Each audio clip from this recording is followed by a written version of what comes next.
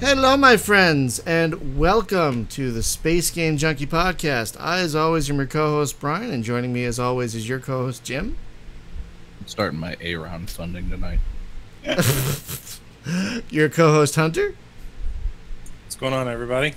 And your co-host, Spaz. Hello.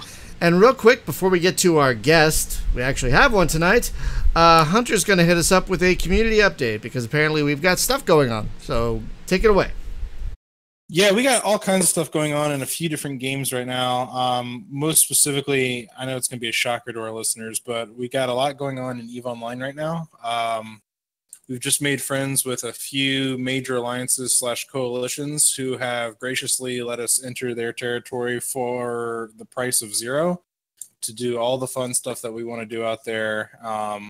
And so I've already been having a pretty good time. I've been making, recently, I think within the last 24 hours, made like 300 million-ish just doing nothing. So it's been a pretty good time out there. Wait. How do you make 300 million-ish doing nothing? Maybe I can tell you if you start playing. All right, I'll be in there soon. But no, it's real simple though, because like the way the territory control works in null space, they own a whole bunch of this territory, and in order to bolster like the defensive nature of the system and how strong the system defenses are, you're encouraged to do all the PvE stuff, mining and industrial stuff that are in these systems, and that increases like the index multiplier for the strength of the system. And so essentially, if you want to make sure that you have a really strong system, you go and do all of the stuff, and it increases it. So it encourages people to be active in these systems that they own. Because a lot of times you fly through null space and EVE, and it's just like system after system of nothing, right? It's like all the borders are the ones that are busy. Everything else behind the borders is just like, where is everyone? Which is why sometimes when you come out on like a wormhole into like some big alliance's territory, you'll go like 10 jumps without seeing a single soul. But we're doing quite a bit of things in there. We've got several facilities set up in low sec, high sec. We've got our own market system going on. So there's quite a bit that we're doing that's pretty active in there. It's a really friendly community that we're playing with. And so if you want to do it in the game, we've got it from everything from PvE to PvP to PvP against droids, all kinds of stuff. So that's EVE. We definitely have some things going on in Star Trek Online, which we're going to be doing something at the end of the month on the 29th of July. We're going to do a monthly meetup in Star Trek Online and going to play some of that stuff. So I'm kind of looking forward to that. So if anybody wants to join us for that, you guys are more than welcome to. We even have a Space Game Junkie fleet in Star Trek Online. We also are trying to work on getting a guild up and running in Star Wars The Old Republic. Yes, that game is still around. So if you're interested and you like playing that, you can let us know, and we'd be happy to accommodate. Or if folks want to do Star Wars Galaxies instead, you could try that. Yeah, there's definitely options. We've definitely got a lot of community interest in a wide variety of areas. It's just kind of getting organized and gathered and making things happen. So we can definitely make things happen. We've got a few other games that we have guilds or groups in, such as Guns of Icarus Alliance, Airmech. We have Spaz has set that one up for us. Yep. And we've got a running list that I'm still constantly putting together of games that we have presence in. If you guys like playing StarCraft 2, we got stuff going on in StarCraft 2. So, But if you want to play an actual good game, you should play Warframe. No, it's true. So I started. I'm going to shout out to these guys because they have a podcast I just discovered last week, and I've listened to like 10 episodes of it so far, which they're like 10 episodes in. Shocker. But they're doing really well. It sounds like they've done this before. So I refuse to believe that they're amateurs. But it's a husband and wife team, and they stream Warframe like 5 nights a week, and then they do a podcast. I think it's weekly. So they're super huge, dedicated, and boy, they play a lot of Warframe. That's a lot of Warframe.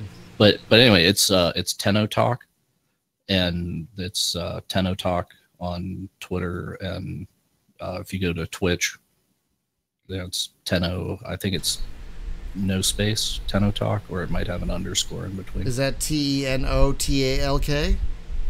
TENNO. Oh, it's two N's. TALK. Yeah. Okay. Mhm. All right. But they're really good people, and they paid me a little bit to say that. All right, that's fair. So, folks, we do have a guest this week joining us from Pittsburgh. That's where you are right now, Richard? You got it. No spoilers. Better than Philly. So Thank you. Hey, you go to hell, sir. not as good as Cleveland, but Actually, it'll do. no. What? Oh, we're already getting very sidetracked. Well, that's what happens because Jim knows I'm from Philly, so he. Are you Right. from Philly, Richard? Well, from Pittsburgh. I went to Haverford, though. Is that did we talk about this earlier? No, we haven't. But I know exactly. Just outside of Philadelphia. Yeah, no, I'm from Springfield. R5. I'm from Springfield, so I'm just a few towns over from Haverford. Yeah, I know exactly what you're talking about. Bingo. But yeah, Pittsburgh, they say pop instead of soda, which is just fucking weird and wrong. But anyway, welcome, Richard. Well, thank you for having me.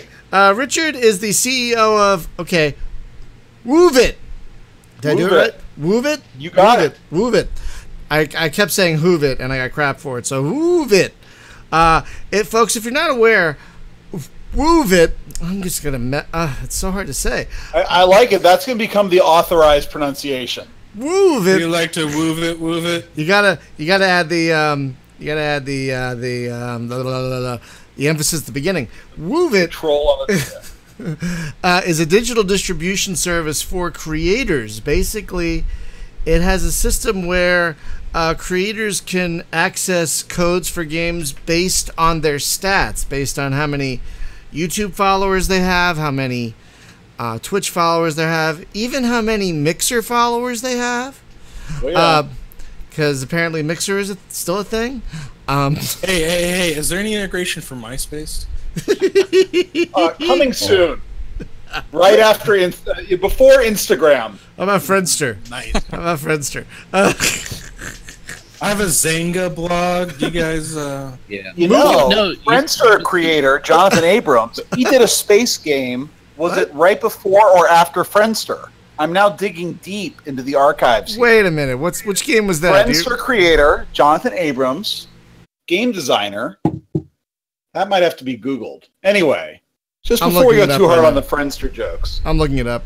Elon Musk, who you may have heard of, he worked on this game called Lodestar back on the Philips Magnavox CDI. Yeah. I think where that debuted at. He will not speak to me about it. I've asked him repeatedly to come on the show, and Elon just seems to have better shit to do. And the Philadelphia connection's not enough to get him going? Apparently not. Well, Elon might be looking for a new company or new line of work, so maybe he'll be a game designer soon. I don't know. I heard the Model 3 is like the most profitable one. So yeah, but then when you call the people that save children trapped in a cave pedos, sometimes that's enough to make the board. That was a bit strange. I missed that. No, that happened a day or two ago. Yeah, that was weird. Oh, yeah. I don't news. So Richard, tell folks how Woovit works, because we got some confusion in the chat room. All right. And by the way, am I watching the right chat room, or let me pull up the Discord chat room as well? Yeah, we got the stream. It's the stream chat room in Discord. Yeah, let me find. And on Twitch, and there's a YouTube one, but you're on Twitch as well. All right, we'll tell you what. I'll let you guys pull out. I'm looking on the YouTube one. How do we start with Woovit? So Triple Point is a PR firm that I've run for going on a decade and a half now, with good partners like people named Eddie Mae Jukes and Quinn Wageman. We've got about a staff of 15, and we've worked on everything from space games to small little indies to Lego and Paradox and Pokemon.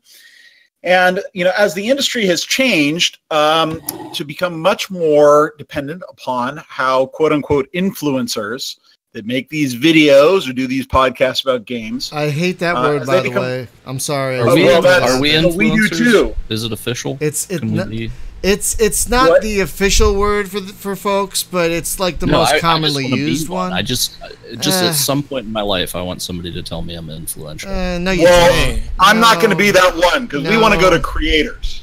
That's a lot better. That's a lot way better. overblown. Yeah, I hate I'm influenced. And I'm under some influence. Oh my god. Hey, I told the man to pre-drink because, you got to for success, right? this is a great show. Now you are getting influenced. Well done. Yes. So, anyway, for a company like Paradox, which has a hardcore fan base, some very desirable games that will run you, $39, give or take, upon initial release, we would notice a lot of incoming requests from random emails saying, hey, I'd like the game. Most of these are fraudulent. Most of these are people that are just, they just want a free copy of their stuff. That's fine. God bless them. And in the end, this makes Paradox, which has always been the most cutting-edge client when it comes to working with any new wave of media, but especially creators, especially streamers. And it just it was too hard. It was not scalable. PR firms have to sort of sell time, the time of the staff to work. It's usually on some type of retainer or hourly basis. But clients like Paradox still saw the value in cultivating people that really loved and cared about their games. So for very forward-thinking companies, it was still something they wanted to do. Like, you know what? Maybe this guy only has 50 followers, but one day he's going to have 50,000. And that was definitely the case with a lot of the people that came from fanboyhood and became professionals. Quill 18, Avenuta. I mean, there are all sorts of people that really made a nice career off of working with Paradox. But how to do that when a world there are 200,000 people and possibilities? Well, you have to have some way of automating that. And getting the keys to the right people as fast as possible is something that software is going to do 24/7 in ways that people that bill hourly are not going to be able to do. And the good thing is, and the pre-show warm-up, we talked about niches. Your whether it's a 10 or 100 or 1,000 followers, each individually is so much more influential than the one follower of PewDiePie's. But because the way everything had been done manually before, every brand, every publisher just chases the top 20 people, and we thought very ineffectively. So we wanted a system that could get codes automatically, as much as they're comfortable with automation, into the hands of fans to bring the word and spread the game to their fan bases, and thus Woovit was born. And it's an interesting challenge in that, because whenever you deal with somebody that's like a PewDiePie scale or like Total Biscuit, even when somebody would let's say get their game in front of Total Biscuit somehow, right? Yep. Even if he hated the game, they would do 50,000 sales based off of that. Yep. And so, I mean, you're moving product, love it or not, because you cast a wide enough net across enough eyeballs. Yep. But the other market is channels like this, where we're very niche and we don't necessarily have an existing relationship with a development house or whatever. Yep. And it used to be, because Brian and I are back from the 90s magazine days, right? So it was kind of like our editors dealt with that stuff, and the magazine had a PR relationship with whoever the in-house PR people at whatever dev house, EA, Activision, those guys. And they would send out code, and we didn't have to actually pursue that. It Yep. just came. But now that you have a platform that is so wide, it's like 10 miles wide and an inch thick, right? And there's no way to cover all of that. Plus, as a developer, you have to look at your engagement time, and like a Steam key. If you give a Steam key out to somebody and they don't do anything with it, you maybe lost a sale, whatever, you don't feel that. But if you spend time with somebody, time is a very finite resource. So if you're dealing with somebody and investing time into a relationship, and that person doesn't have sufficient reach or has a bad track record of actually returning content for that time investment. So that's the thing that I look at Woovit doing, is it looks at the content creator and says, you know, does this guy have enough reach? Does he have a track record of actually delivering videos? So you kind of gatekeeper that, where you say, okay, it's like renting a movie, right? It's like, okay, you can check out a couple of codes, but you got to bring those back before we give you any more. You can't just sit here with your hand out and we fill it up. That's right. Which I really like, because that gets the beggars out of the equation. And there are all sorts of dynamics there that even if you had a great relationship. So one of the things we have, I think Paradox now has put up all of the DLC for City Skylines. And the filter there is pretty simple. It's number of hours played on City Skylines. And they care more that you've played the time, which we get through, you know, because you've authenticated with Steam. And there's not some investigation. There's not emails back and forth. Well, I don't know, is the Alien Pickle really serious about this? Has he played that? And all this is around, you know, what is I don't know, $10 DLC, $5 DLC. I don't know the particular pricing right now. So that becomes very difficult. And though you are wise, I believe, in that if you lose a Steam code, maybe you missed a sale, maybe not.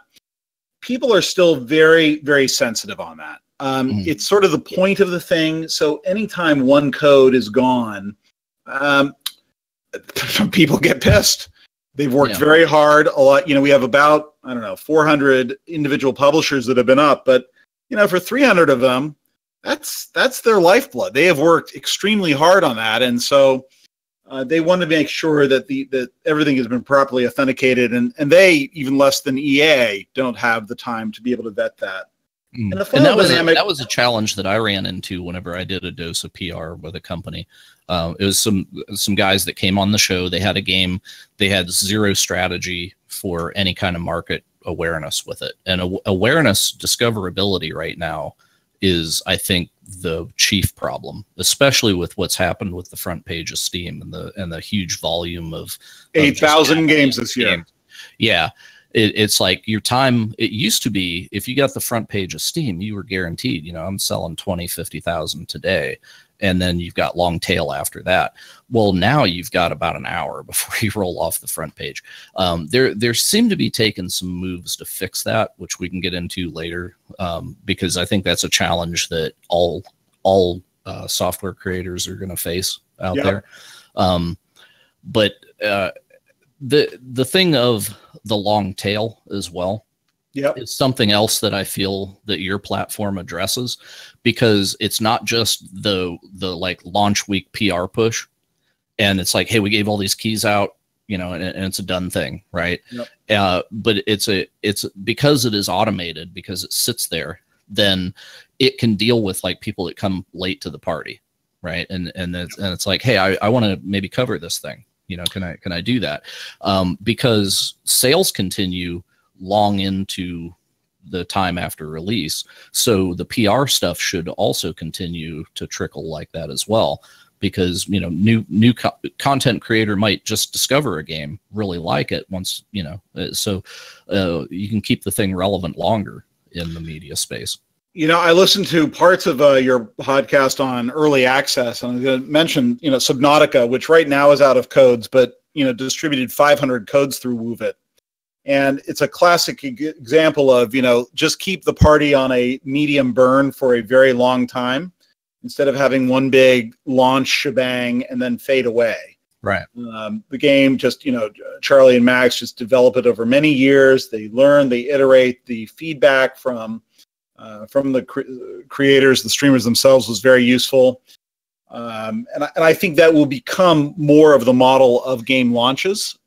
Certainly for anybody sub EA or Activision, that is going to have to be the model, because you're not going to have the type of attention that, you know, even in the early days of the iOS store you could get. And when you mentioned Steam, I mean, I think unfortunately what will likely happen, or I should say, because I have no insight, you know, I have no in with Steam, but other platforms that have captive market share tend then to get gamed either algorithmically or they get monetized for it. So it's now very hard for an iOS game to break into the top X number of games on Android or iOS or even, you know, Kindle. Steam will probably go that way. I've noted in your Twitch comments, there's a guy who mentions itch. There will be things that try to break up Steam. Their critical mass and network effect is so big. And by the way, the answer to the question from Twitch, are you guys ever going to integrate with other platforms other than Steam, itch.io? The answer is yes. We actually got our first itch game up a little bit ago. I won't get too far in the weeds. We'll go back to the main thread. It depends on the API. We have not looked at the API, the application programming interface. How open these systems are. Right. But we'd love to do that. We'd love to diversify. The more platforms, the better, and the more likely that high quality content will get to the right people. Okay. So with awareness stuff, like there's the awareness of the game creator trying to reach an audience, but then there's awareness of Woovit trying to make game creators aware, which here you are, right? Yep. So this is part of how you do it. But what other strategy do you employ for onboarding? Because acquisition of customers is probably the most expensive part of any kind of service that you're trying to build. So what's your outreach for that? This is going to sound too cute by half. We really, and though it comes from a PR firm origins, we've not done much outreach yet. We had a big hope that we would get to 500 creators on the platform by the end of the year. And we blew by that relatively quickly. I don't want to be so august as to say we've gone viral, but I think we have, at least within certain niches of indie creators, especially with strategy games, because we've got a lot of Paradox games on there. So I think it's spreading a good bit by word of mouth. Of course, we go to E3, we go to GDC, we go to all of the conferences. Quinn Wageman, a co-founder, will be at Gamescom for anybody that wants to meet up with him there. So some of that is just sort of the standard beating the bushes, but really, though I've said this with high conviction, we're still discovering our customers. What exactly do people want? What do they need? What are the filters they want to have for their campaigns? Filters being what was described earlier in this podcast of setting, this person has 100 average concurrent viewers on Twitch and has played 20 hours of Grand Theft Auto.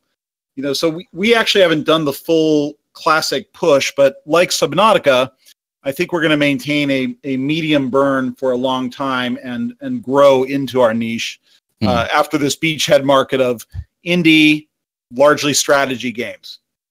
Okay.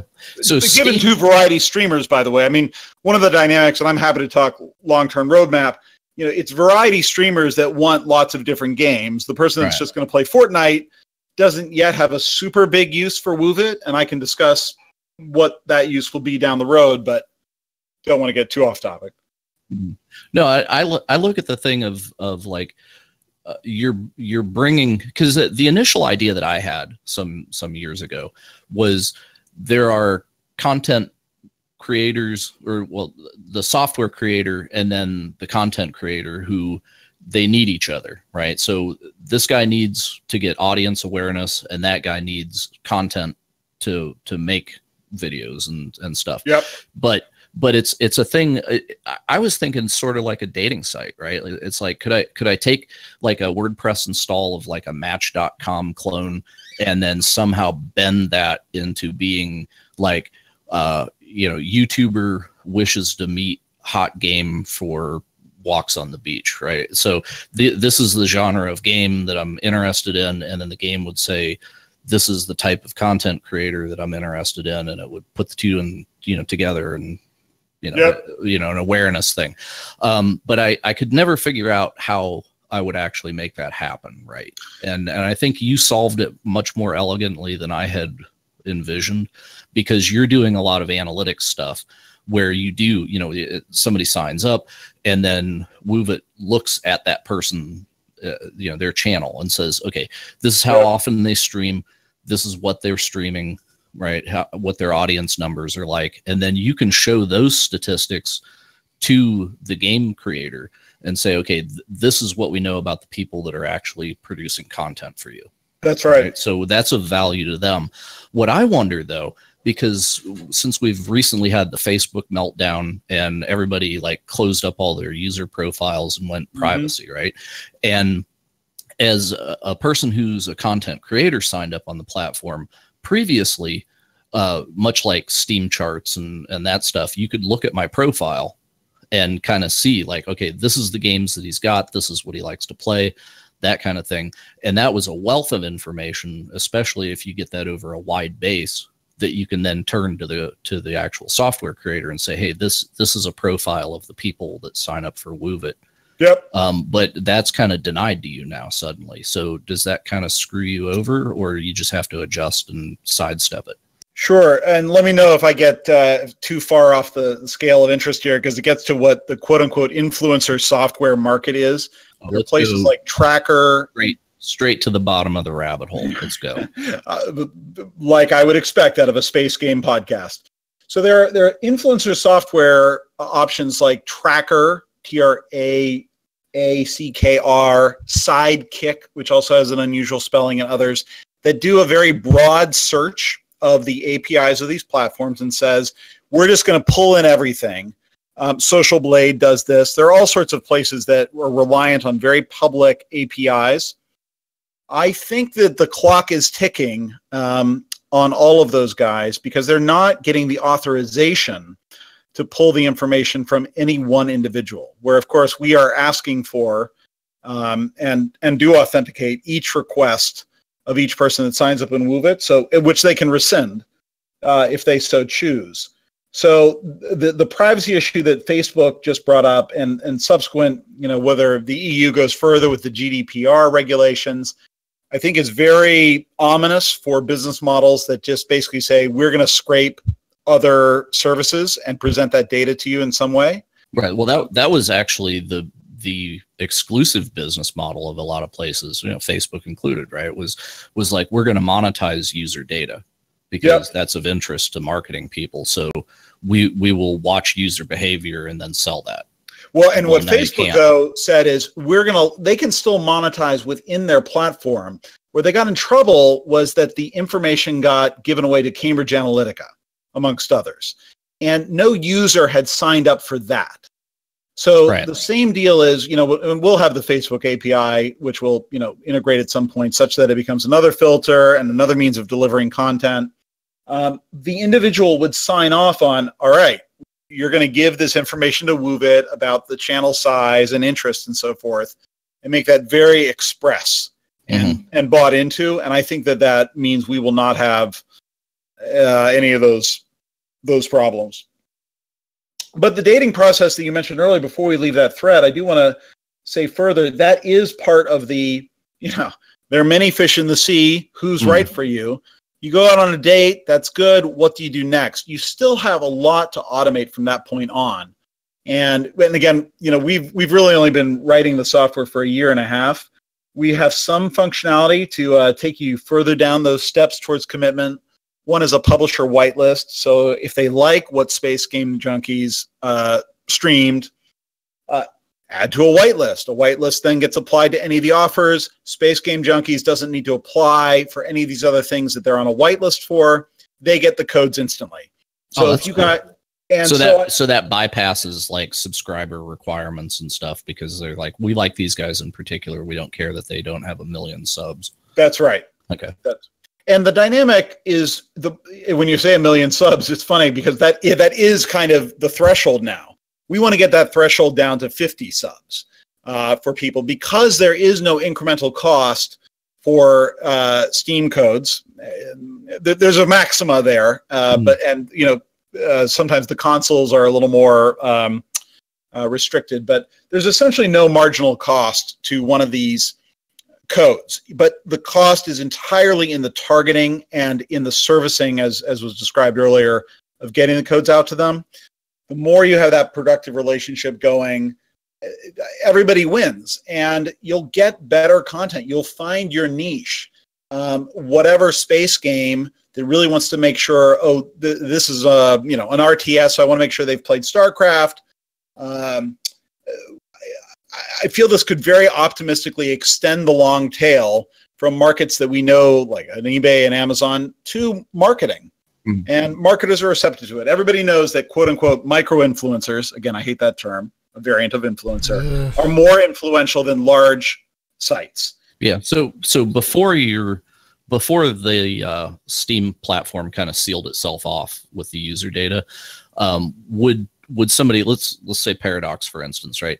So Paradox and says, quickly, okay, Steam, though, if you sign up, we had to put a blog post. You don't have to seal yourself off. Right. But Steam sealed itself off, as just to scrape unauthorized. Okay, but whenever I sign up, do I have to then whitelist you guys to look at my data?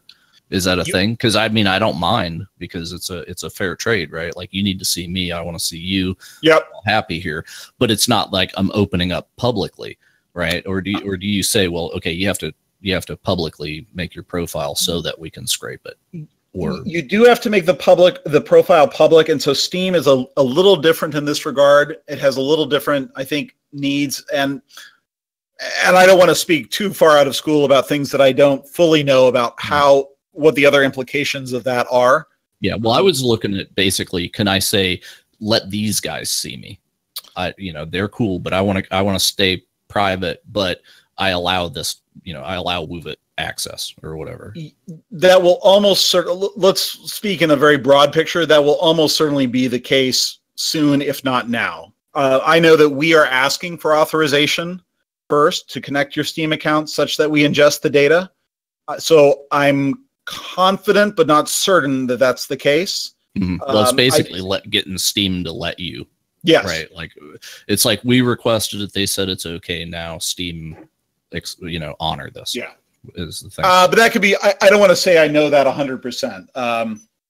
That's definitely the approach we take. There could be all sorts of individual hacks around based upon personally identifiable information. Yeah, because I look at the benefit to the person who's handing out game keys, because you would say, okay, my game is very much like Master of Orion. Therefore, I want to look in their profile, and here's a list of 20 games that are like my game.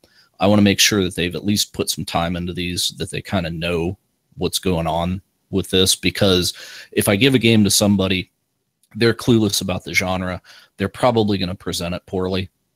Yep. And, and it's like, I don't want potential customers to watch somebody really struggle to play my game, which happens to be fairly simple for people that understand the genre. But if nobody has seen this before, that's their first rodeo, and they're going to put on a bad show and make my game look bad. So let me parse that a little further, because we are talking about the issue of privacy. When you're a publisher looking for and reviewing requests, what we enable you to do is set the filter, has played 80 hours of Master of Orion. When you use our search engine, which is still very much in beta, it's at search.woovit.com. It's pulling from the same backend. Mm-hmm. You can't say, I want to check in advance whether Space Game Junkie, hey, what's this guy played? We actually have chosen not to try to make that public, that data public. So it's actually just any filter that would then only enable someone that's played 81 hours to see the offer or qualify for it. Oh, okay. They actually can't see what you're playing. I know I'm parsing this pretty finely, but no, I like that, because that way they set the threshold, and then you have it red light, green light based on your threshold, but it doesn't get reported to them. So they can see in the search engine what you've publicly issued on Mixer, Twitch, and YouTube, and soon Twitter. But it's, again, stuff you have elected to make public, not something that you may or may not want to be private. Right. So then we may tweak that and enable people, if that's better, because the search engine will be the other way that people will find, and probably one way we'll monetize. Instead of just having this passive filtering, the ability to search and then make a proactive offer. This is how some other key sites do it, which we're still fiddling around. There's some things that make us a little bit uncomfortable, but yeah. Anyway, no, I do like the concept on there, because you have a filter for me as a content creator where I can say only show me paid offers, right? That's right. Which there don't seem to be a great volume of that, which is fine, But there is a lot of that goes on out there. But of course, that goes on with like PewDiePie, right? Where it's like, hey, I'm going to make X amount of money if he shows the game at all for 30 seconds. So what is it worth to me to write a check to, and to get not even an endorsement, but just a showing, right? I just want paid placement. You know, I don't want a paid for review because that's an ethical problem. But it's just like, just put this in front of your audience. Well, you know, by the way, arrows on here. Let's drill in on that, because that ethical problem of the paid review is very much where the industry was headed. Let's say 3 years ago, but give or take 2 years. Right. But 3 years ago was really at its apogee before the Federal Trade Commission stepped in. Yeah. And this was the other real motivation, going back to the core of Woovit. I mean, this is really a devil's bargain that nobody wins with, because the sites themselves, if you've got a niche playing space games, you will piss off your fan base and lose a lot of people if you play, Game of War, Fire Age, right? Even though you're going to be paid handsomely for that. Or if you display a lack of integrity, because it takes a long time to build trust, and you can lose it forever instantly. So, it was that John Wooden, Warren Buffett for that quote, but that's absolutely right. You build up a lifetime of reputation and lose it in 5 minutes, and maybe internet time is so fractured that's not exactly the case. But we really wanted to try to incentivize a much tighter fit between the creators and the end audience. I think most of the type of paid propositions that will be coming on Woovit will be for things like the beverage that they are drinking, the chair they are sitting on, the headset that they wear, and sort of this sort of peripheral material, such that the underlying content itself does not get corrupted. Mm-hmm. That is one reason why we don't have too many of these things, the paid offers on right now. There are all sorts of other reasons in terms of just what exactly is expected. Paid offers are harder to automate than just code distribution and yada yada. But one thing I'm very surprised about is that there is not a T-shirt market yet with streamers. It's just like, just wear our T-shirt. You don't have to say anything about it. Just wear my shirt. Funny you mentioned that. It's and on health and fitness on YouTube vertical, the T-shirt market's there. Oh. I mean, there's some pretty big sites, and I won't say their names because I don't know this for a fact. I'm sure they're getting paid to wear the T-shirt. Oh yeah. I think with the streaming market, I think the other thing that will happen is hats. Things proximate to the face that are naturally worn. Yeah, because not everybody's showing like from the neck down kind of thing, but everybody's got their head. So everyone's got their face. Yeah. So the thing, because you were saying about like your one hardware thing is you guys do have a chair thing going on. I'm not sure what brand that is, but Respawn. But that's okay. Actually, I think that's the chairs, because I did that shout out earlier about the Tenno Talk thing. I think they just bought Respawn chairs, because he had a thing on his Twitter, and he was like, check out our new chairs. And I noticed that they weren't DX racers, which is blasphemy, right? Like you can't make it on Twitch if you don't have a DX racer. I don't understand why. Like, are you privy to what went on in that campaign? Did they just spam DX racers out to enough people that it built critical mass, and then it became the like, I gotta have one? Yeah, they were giving them away. Oh yeah, but it's like, at some point, if you're a streamer, call us and just like, we'll send you one. Yeah, but and it's brilliant because their branding is right at head level. It says what the chair is. Plus, the top of the chair is shaped in such a way that there is no mistaking what that is, which is why I notice it so much. It's just like, my God, is there anybody that doesn't have? So when I don't know, that, right? I mean, they do colors well. I mean, the color, they do like the orange chairs and so forth. I mean, like more of the Bengal, Cincinnati Bengal tiger pattern to go back to our Midwestern origins of this podcast. There's some other things they do well. I don't know how they initially sort of went to market though. Okay, because I was just kind of wondering, like, how much did they have to put out there to saturate the market until it became the like, not the please give me, but I must go purchase for my channel kind of thing. It became such the trendy thing that I don't think they're handing them out anymore. I think it's purchase, but just because you're a PR guy, and I didn't know if maybe you knew like numbers about how much product do you have to throw at the wall before it sticks. Because we had a thing happen. It depends on the product. Yeah, this is true. We did Pokemon Go. I mean, Pokemon Go threw a little bit out there. I mean, there was more planning. It was a long planning process and all sorts of things about game design and so forth. But that suddenly is 100x bigger than anything certainly we'd ever seen. Other things. Your other company for Triple Point. Yeah, we represent. Okay, Pokemon. Cool. Wow, and, so you did catch them all.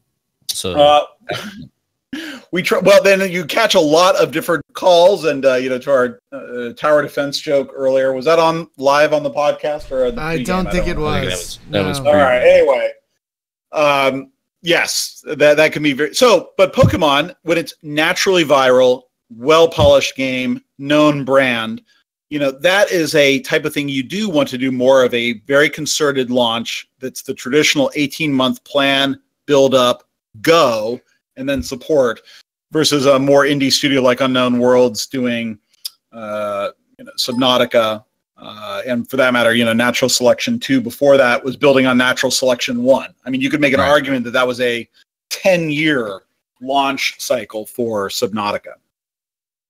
Yeah, which they built up a reputation and a lot of goodwill and a fan base and stuff, and then capitalized on that. So, and I still see people, streaming that thing. So, but it's quality product. The other hardware is hard to give away, though. I mean, I think, and I don't know their specific strategy. I would suspect going back, they probably did things at a discount. I mean, it's pretty tough to even ship. Forget the cost of goods of the chair. Getting the chair into someone's apartment is expensive too. So they probably didn't have a saturation giveaway to start. Well, the thing that we had happen with us, right, was with Brian. It was, I forget who it was, but they make routers, right? And just like he's got a box on his doorstep, like bang, there's a $300 gaming router, which I'm very jealous of. And, but it was just like, wow, like, how did we even get on their radar? And well, I will give you a reason that's also happening. So whatever happened, whether it was from Cisco, I'm not sure. Juniper, whoever. Yeah. These places have enormous marketing budgets. The marketing budgets then get doled out also liberally to the PR firm. The PR firm is not a specialist in the area, and the mandate comes down: find gaming influencers. And some list, which is probably about 1/3 accurate, 1/3 meh, maybe, and 1/3 completely wrong, gets in their hands. And then they do just sort of blast that out. Okay, because I was thinking like something that's a decent sized hardware cost, and if they like throw those things out in mass, that's got to be a heck of a budget. So, but then again, they're probably a company that's sizable enough to have that. So yeah. But the shame of that is that every $300 router that they're randomly space game junkies, no offense, means some real hardcore person that actually knows a lot about routers and who people would rely on for an evaluation didn't get. Right. And that's the inefficiency in the marketing universe right now that we are hoping to address with Woovit. And that's kind of the path I was headed on and failing was saying that with Woovit, because you guys actually do you not only curate that here's the games that come through, because I notice you don't have a pile of random trash either, so that's good to hear, because we don't curate it, so yeah. I'm glad. Okay, well, it maybe you should but anyway, that's that opinion. But you do curate the incoming content creators that are picking the fruit off the tree. So partially automatically, and then we do try to, I'll just expound on that. We do have some automatic filters, the most transparent of which is the 50 follower subscriber minimum. Right. We have some other algorithmic filters that we think we have seen reliably to indicate fraudulent accounts or with a bunch of fake followers. And then we try to look at every channel that comes aboard. And well, the difference between us and a guy that's like Linus Tech Tips, that's a hardcore hardware guy. So if they came to you with that hardware, then you would make sure that it gets into the right hands. by process of automation. I'm sorry, to Linus's tech tips or Tom's hardware. I'm sorry, what it? Yeah, well, I'm saying, like, if I came to you and I got a pile of routers and I said, make sure these go to people that actually deal with this. Yes, you're the routing service that. Yeah, right, and that's how PR used to be done with varying degrees of effectiveness. And you can tell my partisan orientation that you should have knowledgeable people representing the product, and there are firms like TriplePoint and others that do that. With the world now of creators, where there are 200,000 possible candidates, it's infeasible, even if you had limitless time to be able to do that. So you've got to bring some automation in the process. Mm-hmm. Yeah, well, I mean, the publishers, even with 9-person community management teams and marketing teams just dedicated to streamers, it's still very hard for them. I mean, we spoke to one whose name I won't mention, and hopefully they'll be on the platform soon. I mean, they have a staff of 10 that basically just manage a list of 150 people. Mm-hmm. And we appreciate the cultivation, and that certainly works for them. They want to grow, but they don't want to hire 100 more people to try to get to 1,500 people in their creator program. And I think that's what we can help enable. Mm-hmm.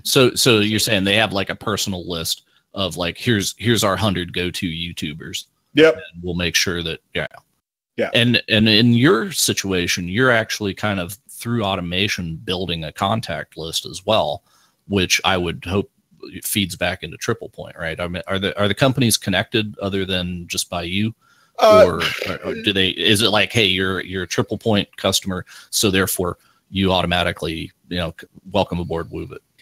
I mean, so to not be glib, they're pretty damn connected. They are two separate legal entities, but of course, and my time is spent 95% on Woovit, but I still have a hand in TriplePoint. Quinn does both.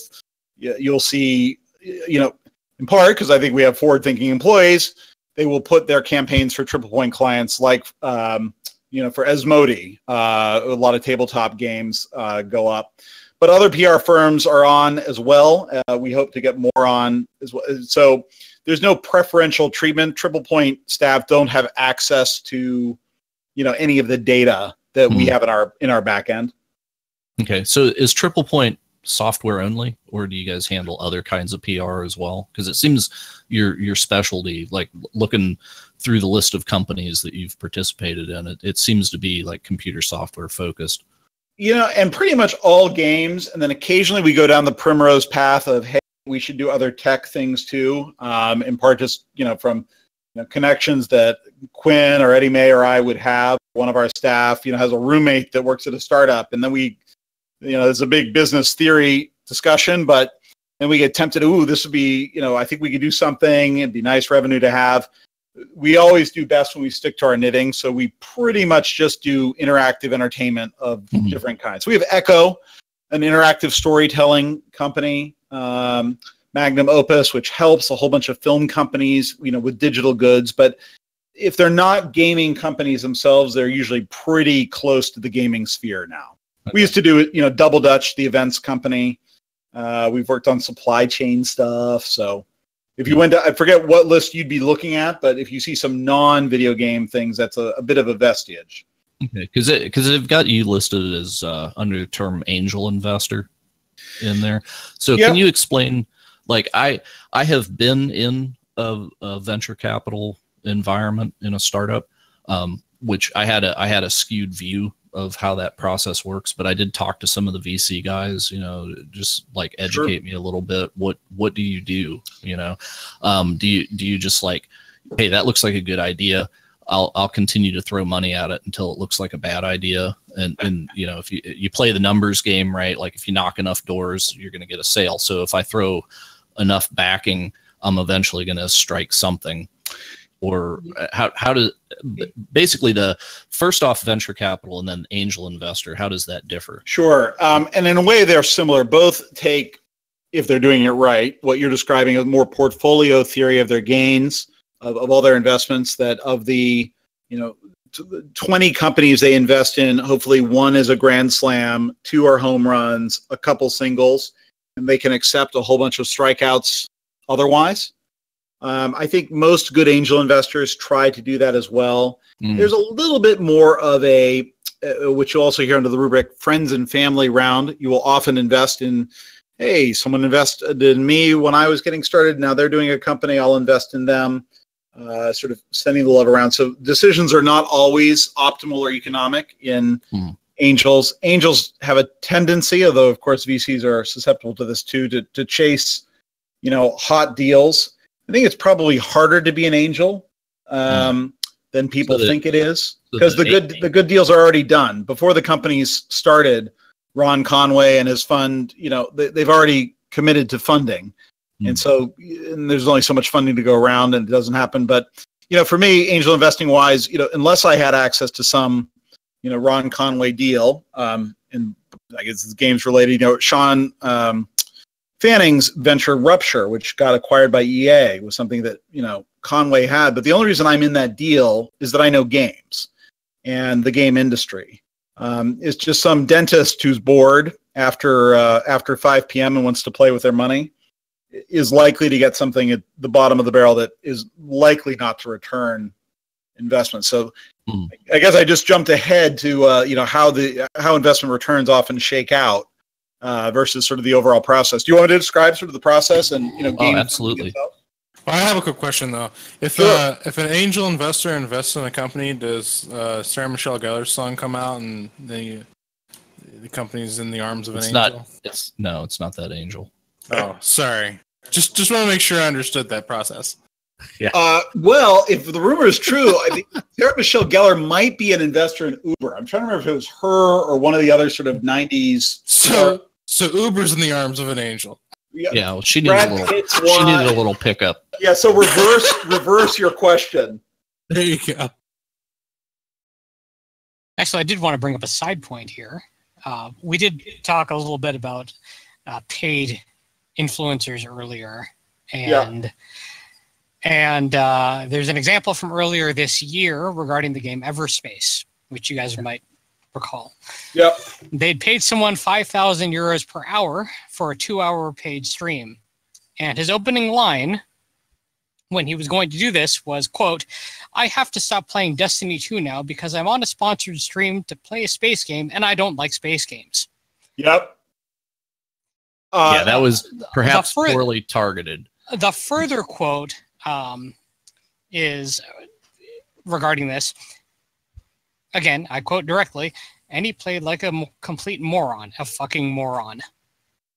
Yeah, and the reason we know this is because those guys then followed up on Twitter and said, "Oh God, we have made a terrible mistake." Yep. Yeah, they paid 20 YouTubers to play it, and only about 3 or 5 of them have worked out. The rest were okay or a disaster. Right. End quote. Yep. Well, there's another option to dating, and it's prostitution, and that usually doesn't work out either for either the prostitute or the recipient of services. I feel as though their heart was not in it. Yeah, these paid deals. So what happens is it goes back and forth, and most of the brands that really they will have strict requirements about what is to be said, what is not to be said. Legal gets involved, and it's why they're more comfortable ultimately doing stuff on YouTube that can be edited before it goes up, rather than a live stream event where someone speaks truth to power and the whole thing blows up, but the wire has already been received. Yeah. Well, then you get the stuff like, "Hey, please review our game. It's coming out on Xbox. In case you don't have an Xbox, here's an Xbox Pro." We'll package this in with our game. I remember that particular episode, back a few years ago at the time that all what you were talking about was going on. It was like, damn, they just sent Xboxes out with their game. That's shocking. Because, you're not going to get somebody that's going to be like, "Wow, this game really sucks." Yeah. It's like, but thanks for the Xbox. You're kind of cultivating that thing. So I see a service like what you're doing is kind of like, this is automation. We stand out of the way. We don't participate in those challenges. Right. So it just seems like a lot cleaner thing all the way around. We'd like to think so. I mean, of course, and that's, again, we put up the paid offer functionality. Clearly, creators need to get paid. They can't just do fun games for all their friends. What is the exact means by which they'll get paid? Again, I think some of it is the brand deals. I think it's some of the stuff that's at the periphery. And look, sometimes it's fair to pay for people's time. And one of the things we're going to hopefully introduce is the ability to not have your stream present the game, but just give feedback to the developer for a certain fixed price. Like, here is how I believe someone of my ilk would respond to the game in a live stream. So as you're developing the game, you may want to take that into consideration. So that as a market research function, I think that's both ethically clean. I think that's supportive of the entire ecosystem and helpful. Well, did you ever see that? Guys old... don't have the money to do this sort of thing. I mean, it's usually environments, globally that are more used to just paying even for journalists. They saunter into the U.S. and they say, well, why don't we just pay people to say what we want? And Triple U is, well, that's not quite how it works, and we don't want to deal with it. But there are firms that will do that. Once you get to a content creator that has sufficient audience, then the eyes of that audience are in a lot of demand, right? Yep. So you end up in a position where, well, I'm not going to pay for an endorsement, but I'm going to pay for placement, right? Like I'll wave a little money here to get your attention, and then it'll work out, right? But do you remember the old YouTube channel Freezer Burns? There was a guy that did frozen food reviews. Okay, it was excellent. I know the guy. Go further with it. Okay, so he ended up getting out of it because he after, like, I don't know, 5-6 years of it, he was just like, man, the frozen food market, it's not good for people, and I'm kind of promoting a thing that I don't believe in anymore. But and that's because he had kids and stuff, and he's like, wow, this, if I fed my kids a steady diet of this, it would be bad. So I'm not going to endorse this stuff anymore.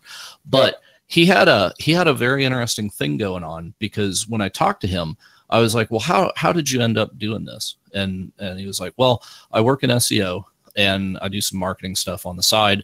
And I was thinking one day, walking through the grocery store, it's like, nobody's doing this. This is an untapped thing. The frozen food aisle looks like the Vegas Strip, right? It's all lit up, and it's all these flashy packages trying to get people's attention, right? And who's the audience in here? Well, it's like the soccer mom that doesn't have time to cook, or the stoner at 2 a.m. that can't cook, or whatever. So I have this niche market, but it's a broad market as well. But it's specifically like the busy mom and the college kid.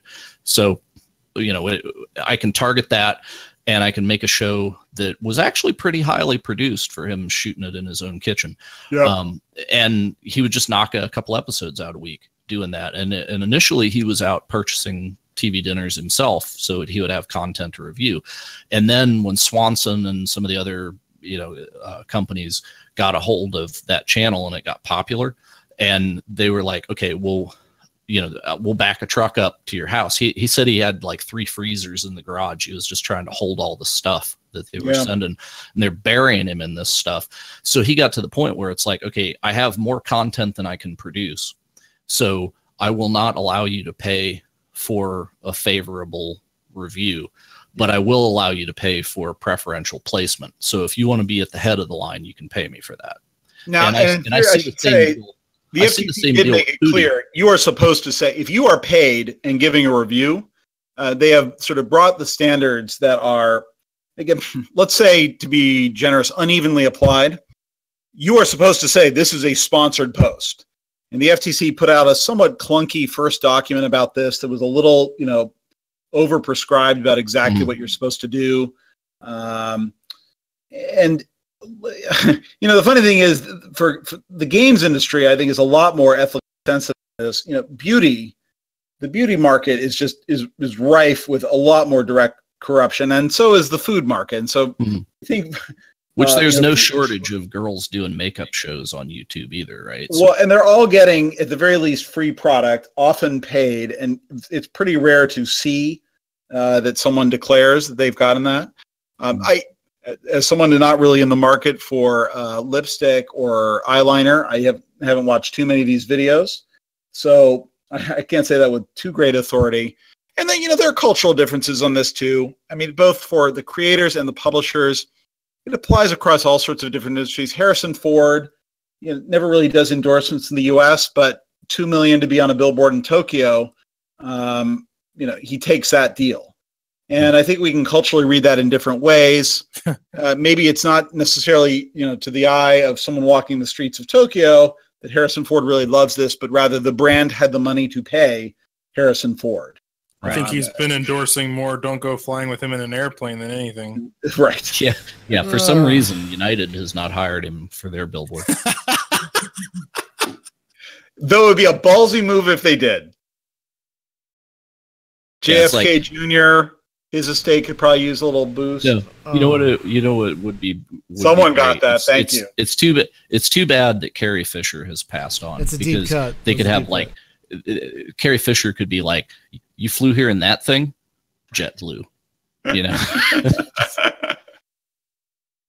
You're braver than I thought. I'm wondering why they never did that. That would have been really good. Because then LucasArts makes them pay too. Yeah. And now the mouse. The House of Mouse. Oh yes, man. Disney has brand problems now.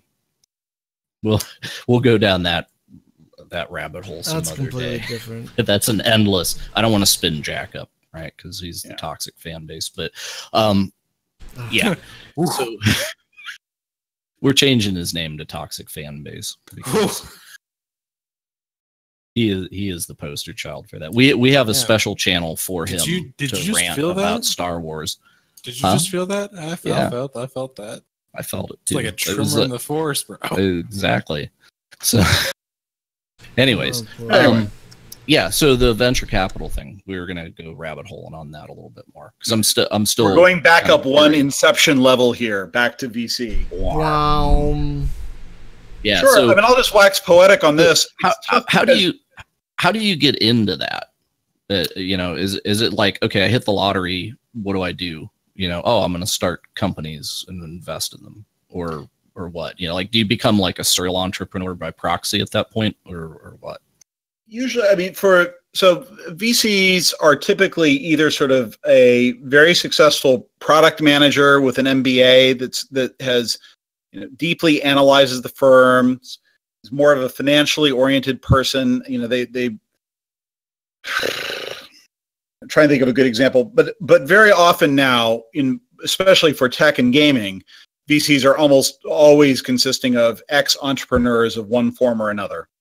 Or let's just say that the trend is very much in that direction. Mm-hmm. So that's how you get into VCs. VCs raise money from outside endowments, limited partnerships, wealthy families, and they put together, somewhere between 10 million and, when you get to the private equity level, 10 billion to try to invest that money, and they get a cut of management fees as well as any return. So it's a much, formal process that has many steps. Angel investors, especially after there's some regulatory loosening, can be, anybody that can write the check of the requisite size. You are supposed to be an accredited investor, meaning you have, I think it's like $250,000 a year and net worth of something millions. I forget the exact amounts, but and then you set up shop and you're an angel investor. Sometimes those successful angel investors then do little seed funds, and AngelList has made doing that sort of fund management a lot easier, more democratized, which again has pros and cons. Right. Well, I've seen like the little micro investor things popping up, right? Where it's like this guy out in the third world needs like $90 to buy a donkey, and you could invest in him. And I don't know if that's just like kind of throwing money away because it's not sufficient sized that it's like you're parting with a little bit, but you're gonna return a very little bit too.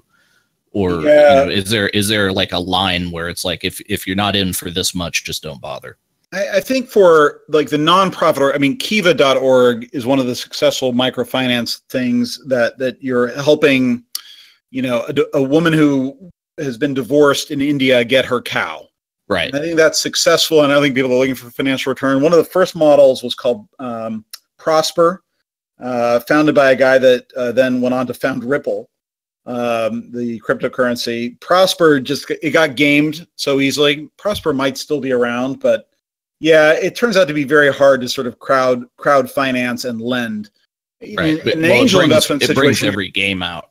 not video game either. Exactly. But every scammer comes out of the woodwork. Yep, and then disappears back in after they've gotten even a small check, and then returns get ruined. Yeah. With angel investing, you're buying a piece of equity. It's usually it's more formal. Again, how far off for your audience we're going? You guys let me know and steer me back. One of the game industry problems is, unfortunately, there is a lack of an active angel community to help finance early stage games.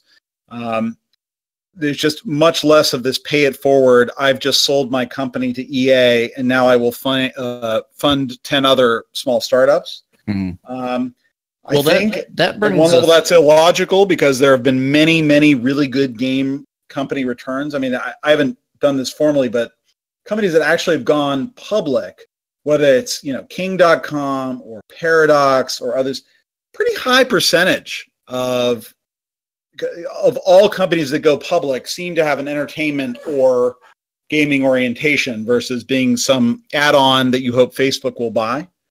But when you take a company public, that kind of takes you out of control of it, though, right? Because now you have more voices at the table, and you're beholden to a different set of rules. Right? Certainly changes your company.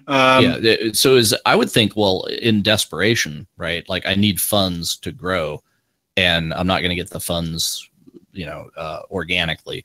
So if I do this, then I get such a wallop of money that then I can exponentially grow the thing and jump that gap, right? Yeah. Which otherwise you maybe wouldn't. Is that like the reason to do it? Because I would think you're giving up all that. Well, people want liquidity. They're because it's a illiquid stock, meaning there's no marketplace that you can trade the stock that you've earned. A lot of people, a high percentage of their net wealth is concentrated in that one company. Mm-hmm. So that's usually one reason. There are SEC regulations about the number of shareholders you can have. So when you're an Uber, or other late stage companies, you might be, I think the threshold now is 500. It's certainly one reason Twitter went public. Yeah. And again, this is, I'd be happy to chat about those. You guys want to talk further, pretty deeply off sort of the normal gaming topic, but that's fine. Go for it. Yeah, no, it's an interesting problem. I mean, other companies can stay very big and relatively small in their ownership. Successful, I see. Lock Thoughts has mentioned Valve. I mean, Valve, it's amazing. It's probably one of the most valuable startups. I'd say it's more valuable than things that lose $1 billion every quarter. Yeah, they don't need. I don't know if they even know what they do anymore, though. Well, maybe there's a method to that madness, though. They're more focused on the esports scene than anything in their store. Yeah. Although Gaben did insinuate that they are working on more games, but the rumor mill behind that is they're VR based, or at least a lot of them are. But they've been heavily focused in CS:GO and Dota 2 for years now. Like they've poured so much into that that I think it just became more profitable to do that than to try and finish a Half-Life story. Well, I also think what partially happens there is that as a company, it's tough to maintain multiple cultures, and distribution and game creation are two different cultures. Yeah, so they're primarily a logistics company at this point. Distribution, yes. Yeah. No question. Yeah, occasionally they'll buy, with Left 4 Dead developers, was that the last major bought? Yeah, I think so. So it's been a while since that's a slow transition. Will Half-Life 3 ever come out? I'm not holding my breath, and that's not really a question at this point. It's an interesting shift from a startup that was a bunch of guys who left Microsoft, who built a company to make this game Half-Life, who then bought up other little guys who were making mods for Half-Life, such as like Dave Defeat and Team Fortress and such, turned those things into official games. They launched Steam, to bad reception with Half-Life 2, and then Steam becomes popular. And I'm sure that being the central distribution platform for digital games for a long time was not their game plan when they started Steam, right? It was just like, well, we don't want to distribute our own stuff, and Yeah, it was a while before others were on. I forget how much time that took. It's a couple of years. They actively restricted it. They didn't really want, and they were like, to get on Steam, it was like it was a miracle. And then they kind of opened that up, and it gets more and more open. But that's the thing, right? When you're taking 30% of any transaction, at what point do you say, yeah, we don't want that money? Well, we don't like these people that are scamming the achievement things and the asset flips and all this other stuff, because but it's like, really, every dollar that processes in the store is 30% in their pocket. So it's kind of like the Todd Howard said the other day, if you want us to quit making it, you guys need to quit buying it. Right. You know, he was talking about Skyrim ports. Well, and they did something with that, actually. They changed the algorithm a bit to where when something is newly released, it'll read on that particular store page, Steam is learning more about this product. Right. And there are certain things that are disabled, like achievements are disabled. Cards don't drop until there's a trust score, you could call it, that gets built up. And once it hits that threshold, then the cards will instantly drop for anyone who's played enough to actually earn them, and achievements will display in your profile and all that other fun stuff. It blew my mind whenever you hear stuff like, well, there's not only people that make games that drop cards, but then they have an entire back-end card farming operation where they have bots that play their own game to drop the cards. And then they just, you know, it's just the financial instruments that people will invent when there's a market. You don't even realize there's a market. Like, good God, why would there be an achievement market? But there is, and it's millions of dollars. And okay, so you know, the platform company that's amazing how well they resist temptation is Apple, and I think Steam's trying to figure out, you know, what exact level they want to have there. I think the brilliance of Steam, and just getting back to, you know, when you're a public company, you are constrained by corporate law. Most corporations operate in Delaware. Delaware have they actually incorporate that, meaning they're subject to those laws. Those laws basically say you have a fiduciary duty to maximize profit. And when you're private, you're able to make choices.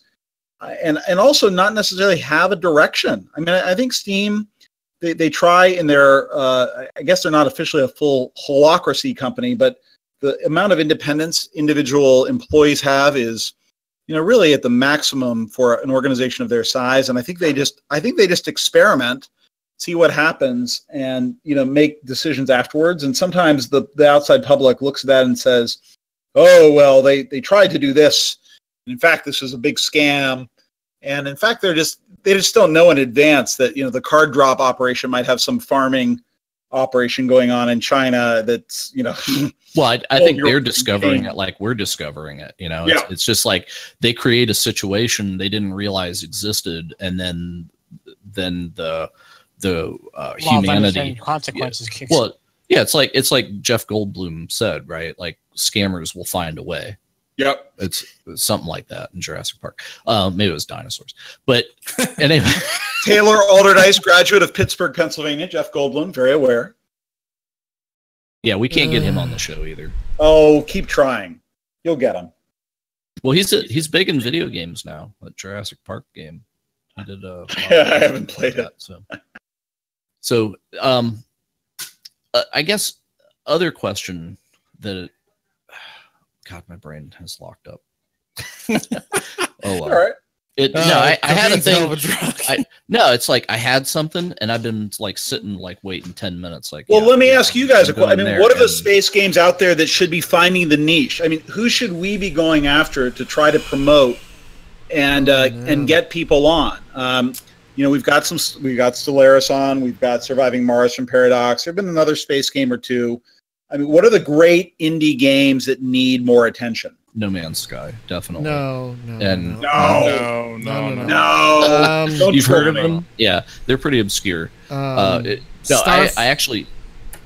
Okay, I remembered what I was going to say, and it's Kickstarter. But you guys go on. Just remind me when I forget again. It was Kickstarter. So a few I would suggest are Starfleet Armada.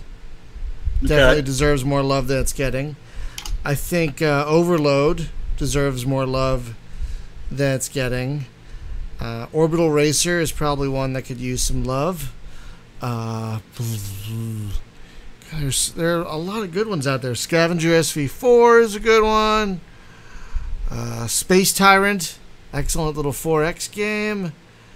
Yeah, we had a really good time with those guys on. So it's are they still solvent, or I don't know. They changed plan because they weren't doing so well with that. No, they were talking about like we're going to do something else. The latest would Angels Fall First qualify? I think it would. No, that would totally qualify. I definitely think those guys need more love. Oh yeah, sort of an angel bullet investment simulation. You invest in bullets and then put them in people. No, I would throw in Drox Operative. So that could use could use some help. Interstellar Trading Corporation is a good one too. That's a good one. Helium Rain could definitely use some more indie love. Helium Rain's a really good one. Avorion and what's the other one that's similar to Avorion? Lightspeed Frontier. Helium Rain. Lightspeed Frontier. Helium Rain, they were having some problems trying to sort out their economic model. Yeah. So Richard, if you wanna like sit with them a little bit, like work the kinks out of their universe economic model. Yeah, there are a lot of good space games out there, and we talk to developers all the time who just haven't a clue about marketing. Well, they know about making games, not marketing. Yeah, and that's the thing is like, you know, you can it was Positrack, right, that Klifsky owns. So we were talking to Klifsky, and he said that whenever you are making a game, you want to plan for it, about as much as you spent in development costs on PR costs on the back end. You know, so it's like if you got $1 million to make a game, 500,000 of that better be marketing, or you're not going to make it. Anyway, that was kind of a shocking figure. Yeah. Let's put it this way: it's more than you expect. I don't think it's probably half. And I'll be cutting myself off at the knees on this stuff. Sometimes, actually, what they need to do is put more money into the game. That they save the money for PR. The game is not fully finished, and something that could be really good just comes out a notch half baked, but they don't have the money, you know, to survive and iterate and do the whole early access, beta, and, you know, continuous iteration. But your general point is true. Most people just sort of think, well, I put the game up on Steam, so everybody in the universe with an internet connection could buy my game. And that used to work about 4 years ago. Used to, yeah. You should talk to Chris Roberts. I don't know. Another one is Star Traders. Your wallet. Another one is Star Traders Frontiers. That was mentioned many times in the chat. This isn't exactly a space game, but it's definitely an indie game worth noting. I would say Space Beast Terrafright could use. Yeah. I should get the full list from you guys in Discord. I've scrolled a few of these. So, Starfleet Armada actually, they've been working at that for many years, right? Yeah. The developer of that one. Yeah. I'm trying to Google that, and unfortunately, choosing your name is one of the important Starfleet Armada things. Rogue Adventures, if I'm not mistaken, is the full title. Yeah. And Starfleet is 2 words. And it's a thing, you'd look at a screenshot of it and just be like, yeah, whatever. But whenever you actually dig into it, it's like, oh my God, this is it does that. It's a bunch of mini games. There's so much under the hood. It's a bunch of mini games that are all connected, and you do all these different fun things, and you can play it with one hand on a mouse, and that's all. It's amazing. Yeah, the game. Its problem is it does not translate well into a screenshot. Nope. Like I can't show you one picture and you say, "Oh my God, I gotta have that game." Yep, screenshots are video important. works well. It looks like a game you got from a floppy in a Ziploc bag from a computer convention in the 90s. That's exactly what it looks like. I think that's when he started working on it. Yeah, I think so. That is also part of its charm. That is totally part of its charm. Undeniably part of its charm. But it's, again... Could I have seen this 10 years ago? I might have seen this in 2008. I wouldn't be surprised. He's been working on it a really long time. Yeah, God, you want to talk about long... Oh, my God. All right. Yeah, talk about long-term Mega Wars. Because we had him on, and Mega Wars has been going on since CompuServe. Yeah. He's way at it. Jim, what's that name of that game the devs took us on a tour of? Canyon Racing. Infinity Battlespace. Oh yes. Oh, Battlescape. Those guys, yeah. Or Battlescape, yeah. So they just crossed over from their closed alpha thing to the more public alpha.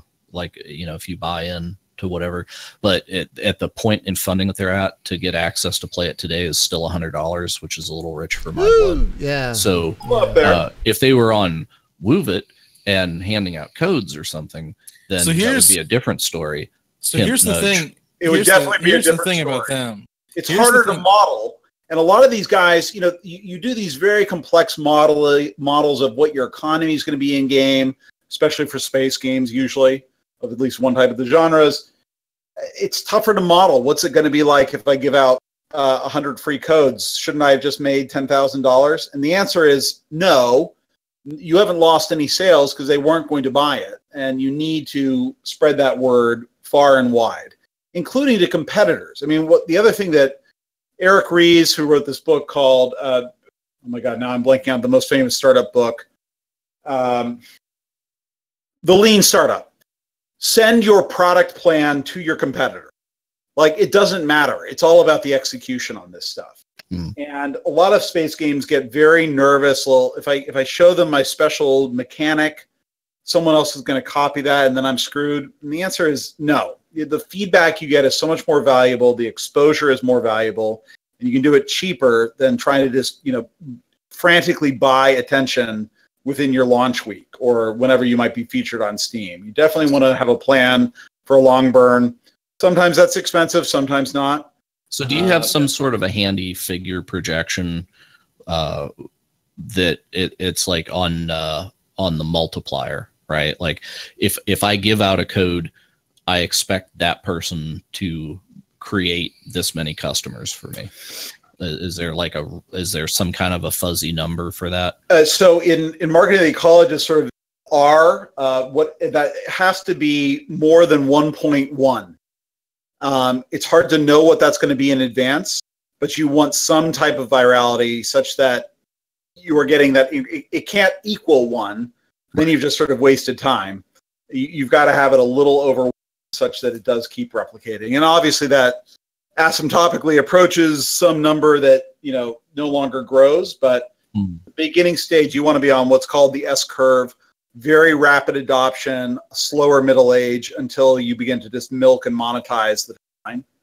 So what's the wisdom in awareness stuff where people decide, hey, it's a good idea to stick my game in a bundle for a dime and spam? Because I figure at that point, you're never going to sell it at retail for a respectable price. You've just raced directly to the bottom. And I see a lot of that race to the bottom stuff going on. And there's still some people, like as a consumer, I look at like, is it $10 or more? If it's under $10, I don't know if they value their game enough. But it's like, well, do I want to sell it for 10, but I know that it's really going to do the bulk of its sales at a 50% off. So I'm going to price it at 20 because I know I'm going to sell it at 10 that I want. Yeah. Or what? Well, there are two things that happen there. And I definitely want to come back because we were talking about financing of games. And I think Humble Bundle, which obviously at one level as a gamer, I love, and I have, 400 more games in my Steam library that I normally otherwise had. I'm not playing most of them. I think it definitely hurt the ability of a lot of companies to get funding, ironically, as things got pulled out of the library. I'm going up against, Limbo is now free on Humble Bundle. Do I really want to pay $8 for some other, side scroller game that's atmospheric? Right. That gets tough.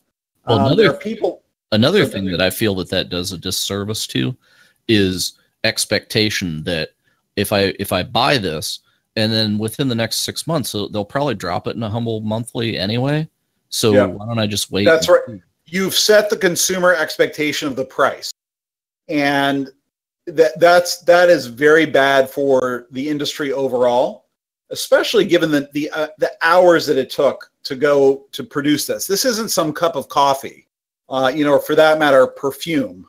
I mean, there are some goods that have extremely high margins where the branding executives that lurk in their often reviled market say, no, that venti latte has got to be $4. You can't run sales on it for 50 cents. Only under the most extreme circumstances does that happen, because you've got to sort of, maintain the marketing myth of that price. And the game industry, unfortunately, in my opinion, hasn't done that very well. Right. Why does one individual producer do it? Well, you see on Steam, two of your friends are playing Limbo now because they've. And by the way, I'm not meaning to pick on Limbo. Triple Point did the initial launch on it, and we haven't done anything since. So I don't know this is their strategy. But two of my friends are playing it. Maybe I'll play it as well. So maybe that works better for multiplayer games. But I think just awareness, given the monopoly Steam has been one reason why people still choose to do it. And that's the thing you can't discount either, is that Steam friends list. Oh, so-and-so's playing this. Oh, I wasn't aware of that. Well, let me go look at it. Oh, hey, I bought it too.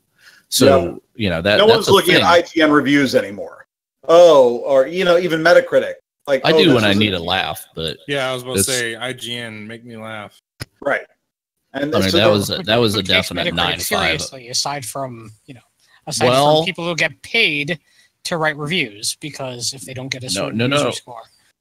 No, it's the people who get the bonus in their check that made the game, because for some reason the company thinks that looking at Metacritic is a good way to judge what your corporate bonus should be, and then you end up pandering to the critics because you need to boost up that Metacritic score, whether it's bullshit or not. So there's also the issue that Metacritic doesn't really change its scores after release. So if you get bad reviews initially, you're stuck with them. Yes. Well, Steam's kind of got that too, but at least they are recent and long-term separated out. But still, though it should be said, because you're referencing, I think, John Riccatello in particular, EA.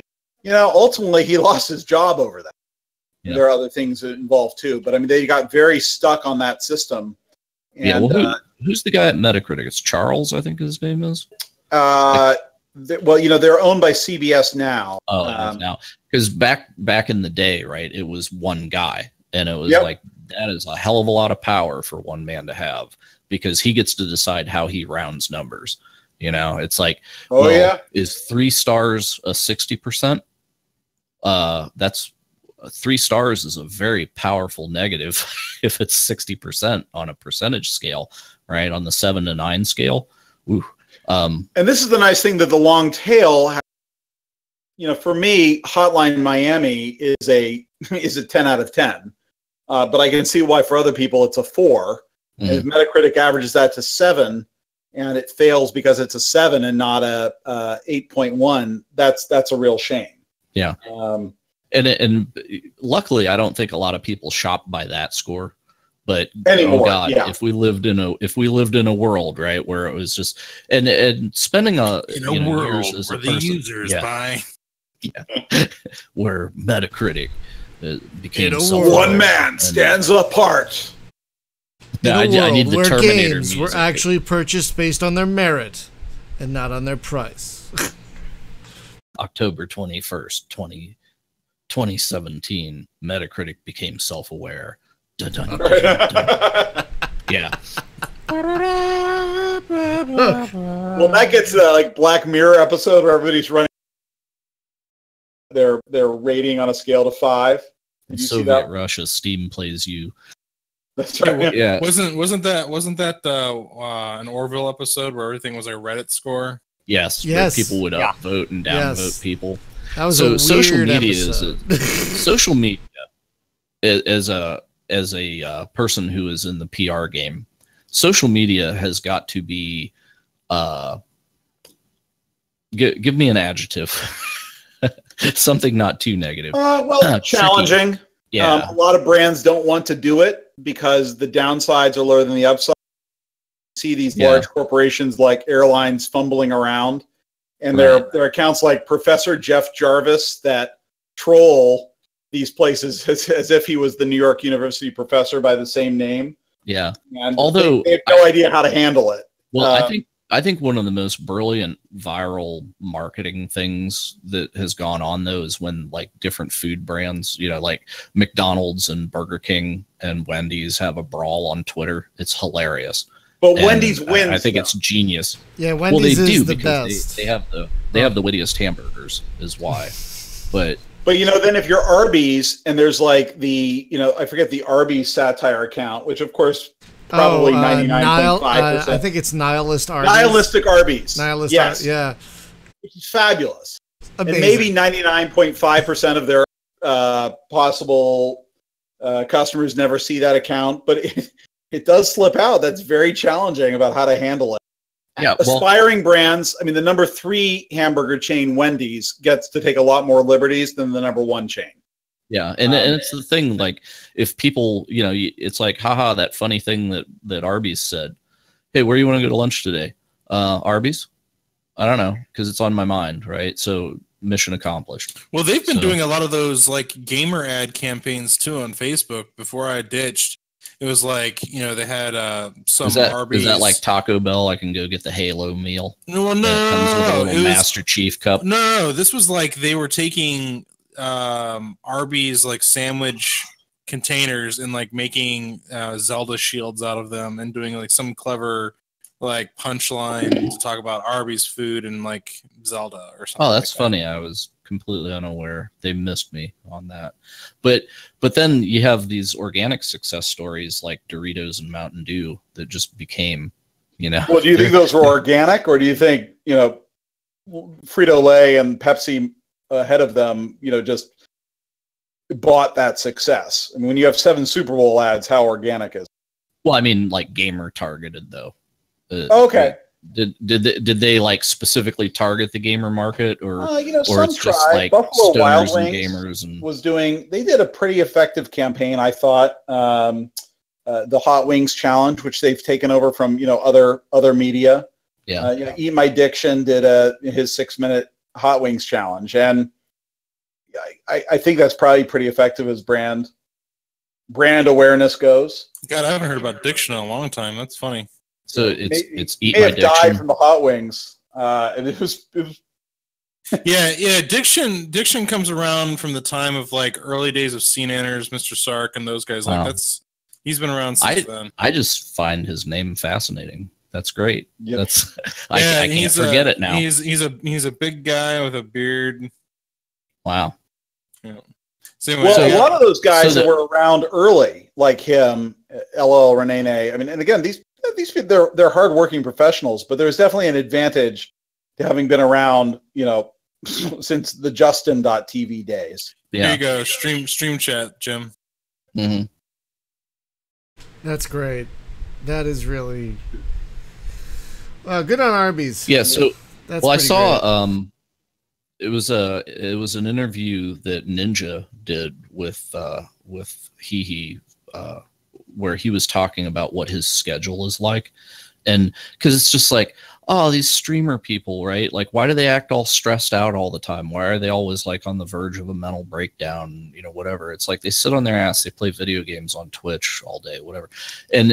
But he talked about what his schedule is. So he gets up at like 6 a.m. and he streams for about maybe 5-6 hours. Yep. Takes a break for lunch for like 2 to 3 hours to spend a couple minutes with his wife, and then he comes back and he streams till 2 a.m. Ugh. And then he gets like 4 to 6 hours of sleep, and then he's up playing Fortnite again. And it's just like, I would lose my mind. I could do that for a week and I'm done. But then again, at the point where I get a $5 million check, I'm going to burn that game. I'm going to burn my computer, and I'm never going to stream again. Well, or or Dr. Disrespect, you have to take time off because you've truly burned out. I mean, these guys normally do make it look easy. They have to work hard, especially if you're going to be a Fortnite streamer and people are watching you because you're the best. Yeah. You know, you've got to put in the proverbial 10,000 hours. And So a Dr. Disrespect thing, a thing about his branding that I do not understand, right, is when he came out with that apology, you know, it's like, and I'm not going to get into what it was, but he made a mistake in his personal life. But then he comes out on the stream, right, with this mea culpa about a thing nobody knew about. And it's like, well, he's not going to escape that now. That's going to haunt him because he will be trolled forever about that. And it's just like, wow, why did you make that mistake, bro? Well, I think when you're on for so many hours, you know, whether you're a political figure, whether you're a Fortnite streamer, you speak for 100 hours a week, you're going to say something or make a decision that you might have to live with for a long time. Yeah, that's true. You give yourself a lot of opportunity to put your foot in your mouth. And not to be a psychologist, you know, play psychologist on this stuff, but, you know, the confession is in a medium that he was sort of holding responsible for the cause. So I'm not sure it was like a decision made with transparency in mind so much as, you know, expurgation of the guilt. Yeah, because I don't know the situation very well. These streamers lead very tough lives. It's a lot of hours you got to put in, and it's the supreme pressure because, like, I've heard various people say it, right? But like with Total Biscuit, you know, where he's like, hey, if I take a day off, I just lost like 5,000 subs or whatever, and then with you know, so it's about consistency and stuff, but then YouTube starts playing their crazy games. I don't even understand. Like I used to know a lot of people that did YouTube things and they were doing pretty good at it. Yeah. And now I know a lot of people that before the video finishes uploading, it's already demonetized. And that's the thing that kills me before it's even like, yeah. And then and YouTube's like, no, there's no blacklist or whatever. It's our algorithm. It analyzes your, it's like, dude, I put up a video. We did this, right? It's a guy that I know, and he put a video up, and it was a video of it was like a cook serve delicious kind of game, right? There was no adult language, no nothing, and it's a game about running like a hot dog stand. Yeah. Demonetized, not family friendly, and it's like, oh my god, really? So and the whole thing gets demonetized. Yeah, that's the rub. So then what he did is he took a video that was bunny rabbits. And he just put like an audio track over it, like, I love YouTube, rainbows, puppies, good things, happy thoughts, right? And he just says this for like 3 or 4 minutes, and it's just bunny rabbits. He put it up and it was demonetized. And it's like, oh my God, tell me there's no blacklist. So I don't understand what's going on there, but it's like the streamer people that were making a good living as sort of a passive income of, you know, like I'll put content up, they'll stick an ad on it, I get paid. Those days are done. Well, right? I'll give you my pet theory on why that's happening now. I think that as more and more brands decide we are going to spend, our marketing spend is going to go from 50% television, whatever percent, everything else, and 5% online, and 1% of that is video and streaming. I mean, those numbers might truly actually flip, and it'll be 50% long tail niche streams, videos, and whatever. And they just put the pressure on YouTube and Google to say, you know, we really want to make sure that nothing is infringing, everything's family friendly. I'm not sure there's like one event that's happened, but I think systemically, you know, from the life of YouTube, like that was born on stolen SNL skits. Yeah. To now where we had a creator that did a video, and it was like a half-hour video of a game he got off of, and then it suddenly gets demonetized because the developer put in, I think it was like 90 seconds of some music somewhere. And again, like they don't know. There's clearly no intent to what would be called, you know, a trademark violation versus a copyright violation. Like no one bought the game for that music. It's not like they had this, you know, the opening score for Star Wars in their music. And yeah, but here's the thing. No recourse. Here's the thing that's really nasty. I got a copyright shot on mine, right? It's not like a strike, you know, where I'm actually like lit on fire for it, but it was one of those like, we're going to take all the money that's revenue on your video. Not that, I mean, it made like $1 anyway. I didn't care, but it's the thought, right? Like if I was a big YouTuber and this was like millions of views and I'm making real money, I would freak out. So I was playing Ark Survival Evolved, and I'm standing on the beach. I never have music on in video games. I got burnt one time for Star Wars. I think everybody on the channel has, right? Yeah. Sony comes for you. And it's like, you know, as soon as like three notes of the Star Wars theme play, you're done. So I just turn music off as a blanket policy on all my games. And so I'm playing. Which sucks, by the way. Yeah. Well, yeah, it's thing, but it's, I have a whole rant about pod-safe music that I'll hit someday on here, but I'm standing on the beach and I'm banging on a tree with an axe like you do. And there's seagulls in the background and the sound of the surf. Right. And I got a copyright flag on that. And they're like, yeah, because it belongs to this copyright holder at this time. And I listened to the thing and it's just nothing but ocean noise. And I'm like, what the hell is that? Well, it's somebody with a sound effects track. And the people who sell the sound effect, I guess, that the game creators used came and is hitting copyright flags on it. And it's like, my God, it's a sound effect in a game. Like how, yeah, fair use. The legal standard called fair use has to be revised. Yeah, I mean, this is all. Now we're definitely going another Inception level down about. Well, it's a weird gray area, right? But it's a PR thing. So this is prime time to talk about this, where it's like I am doing a PR thing by displaying their game. I'm making sales for them. But then you have people that come along and say, you know, we made the game. This is our effort. And then you guys are parasites because you're making a living just off displaying our art. And it's like, no, I think it's two-way street, right? Like I'm getting you sales because people wouldn't know about your game. Just a side mention here. This sort of thing happened with BattleTech, the recent release, because people were making videos and they were getting dinged for it because of the music of John Everest. Mm-hmm. Now, the thing is, he actually he composed that music, but he put out a statement that people have permission to use it in their videos when they're making BattleTech videos. So most of those, as far as I know, have been cleared up, but they were just getting dinged because the system was flagging them. Oh, weird.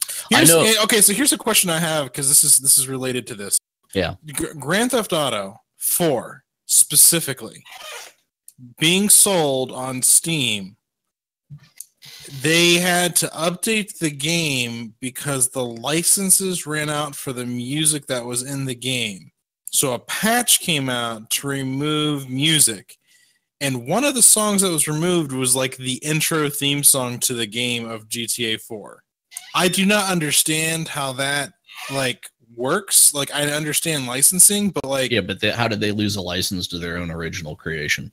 Right. Like, well, that's what I'm getting at. Like if I've purchased a game to play and then it gets patched to where it's like that just boggles my mind how that's okay. Well, and like, well, it's a weird thing because it's like at the time that I purchased the game with those music tracks. And it's no longer the game that I purchased if you've removed them. Well, it's the thing of like, do I retain right to actually have those tracks because I purchased it while the license was in effect? Or it's a distribution question because it's easier rather than maintaining two versions of the game to just say, okay, well, all future distribution is going to be the lesser version. Or, you know. Well, thankfully, the modders out there like have fixed this issue for us. They fixed that within minutes. Yeah. Yeah, but it's still just like a question of, you know, the licensing issue with these kinds of games and marketing them like that. It boggles my mind because it's you know, we were talking before the show and a little bit early on with like Stellaris, for example. Yeah. That game's been patched into oblivion of that is no longer the game that I bought. Yeah, I mean it's still a good game, but it is a different game. But they sold it kind of as a living game. Questionable. Well, if you look at Now, could you mod it back? I'm just curious. I mean, it's that can work both ways. They actually do have a way in terms of the balancing of the economy and whatever. Yeah, you can go in. Can't you roll back the patches? You can. You basically, the way that you would normally accept a beta version, you go in and set it to a beta version that is actually a rollback. But that's a very unique situation because that is the only game I know of that has done that. And they wouldn't have done it if it hadn't been for a lot of community stuff about that. But it's because it broke mods. It did all kinds of things. Well, it was a very radical change. Like you said, it's a completely different vision of how the game functions, right?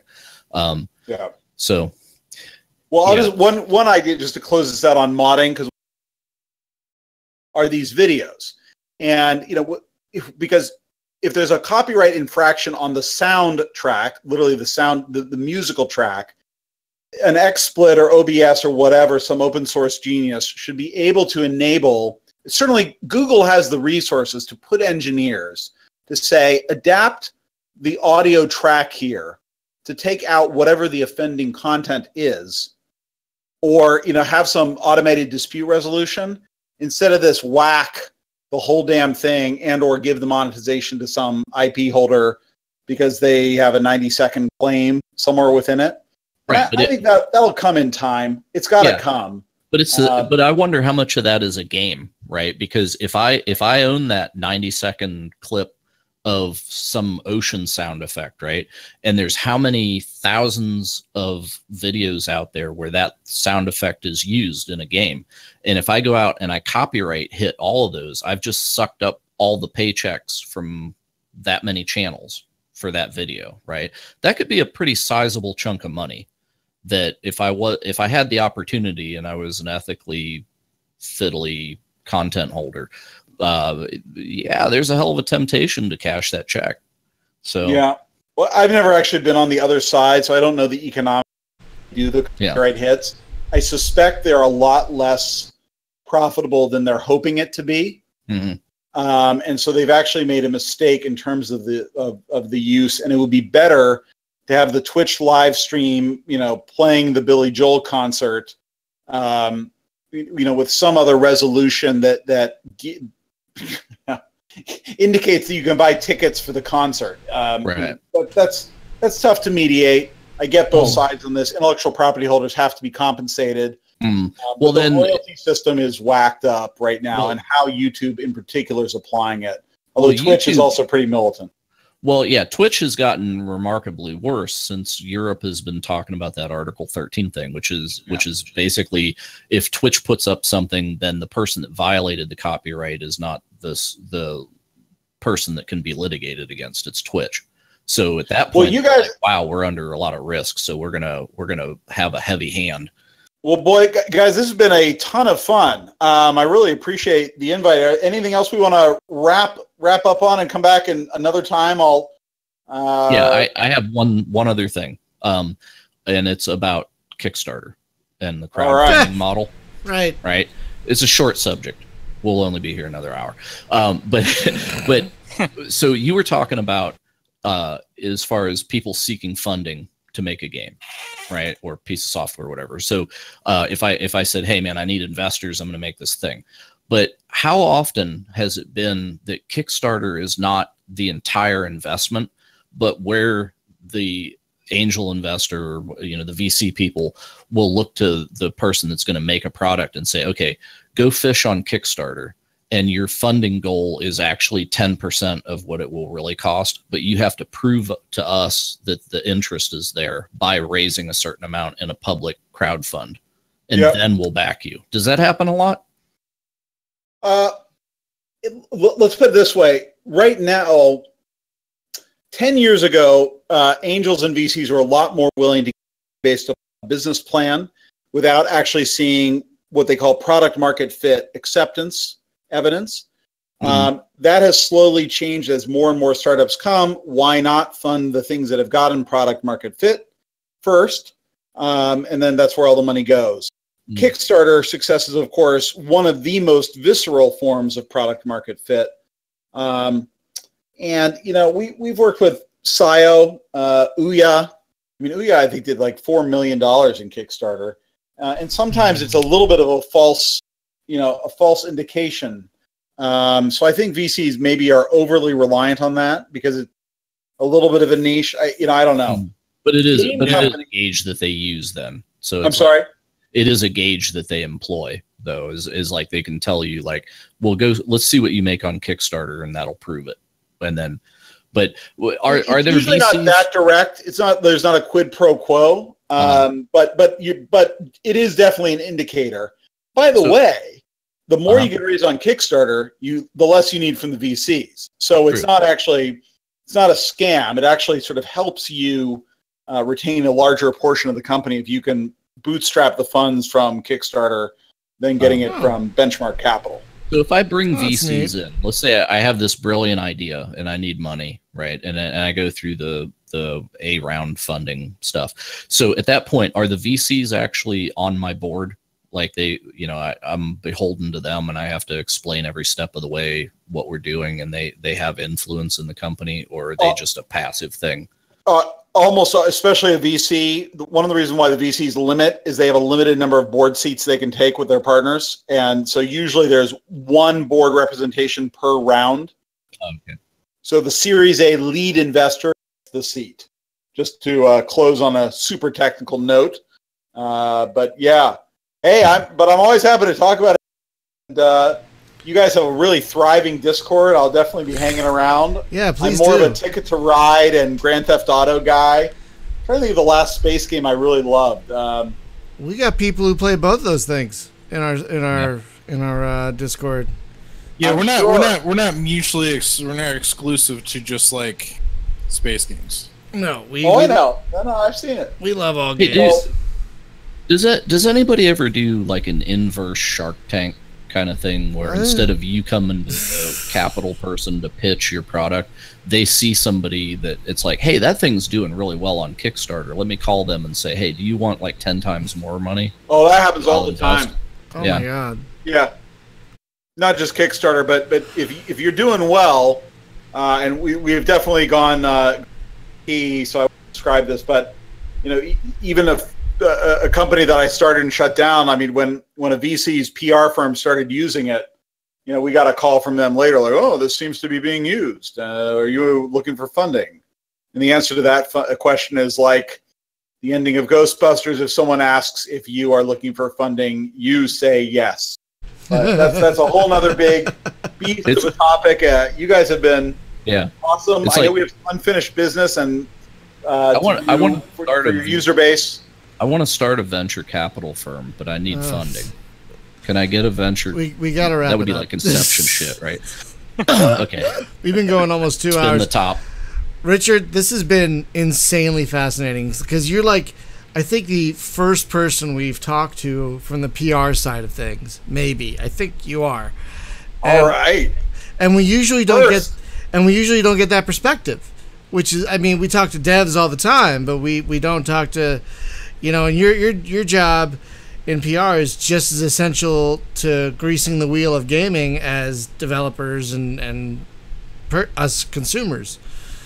Yeah. It's all an ecosystem. Everybody has to work together, and we want them to work together more efficiently.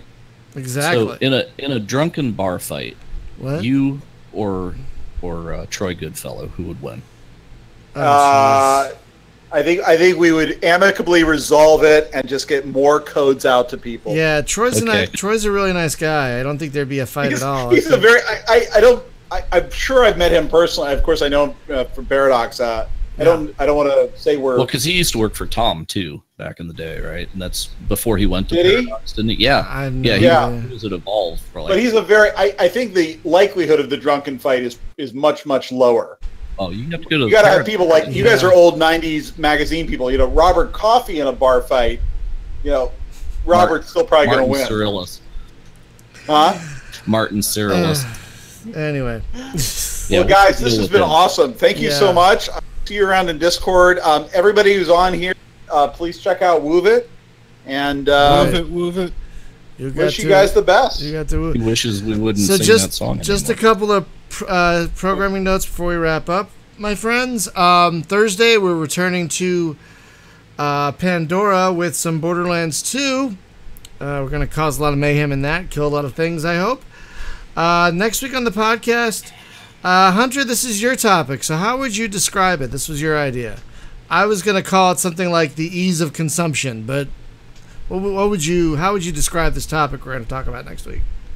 Well, we kind of touched on it a little bit this evening, but in the grander scheme of things, we're going to be discussing things revolving around the video game industry as a whole and how it seems to be catering to the whole rather than to different groups. Because the casual gamer is here to stay, and there's nothing wrong with being a casual gamer. There really isn't. No. But it would seem that the industry has more shifted its focus to cater to that more regularly than, say, to more intense type gameplay styles. That's I would fair. say. Okay. I can feel Richard itching to want to come back. That'll be a really fun topic. I'm sure he's got an opinion. Well, yeah, I'll reserve it for then. But right. Yeah, Richard, we do want to have you back on at some point to continue this topic because it was fascinating. And guys, anytime. And the final thing, folks. We haven't talked about Jumpgate yet. That was the biggest miss. Yeah, you didn't. Wait a second. Okay, hang on a second, folks.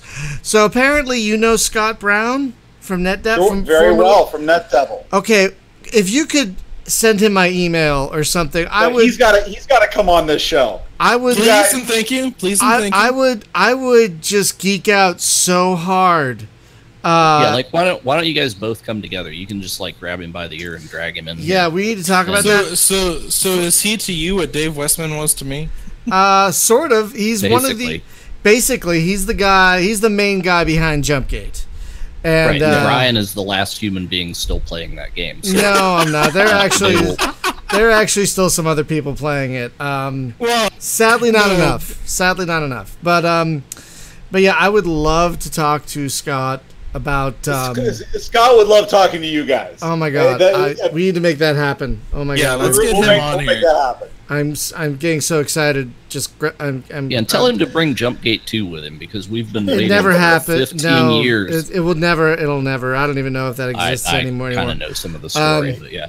But he's got a new project, but we'll get him on. Finally, folks, we're switching up the Thursday night stream a little bit by request because we had so much fun with it the other week.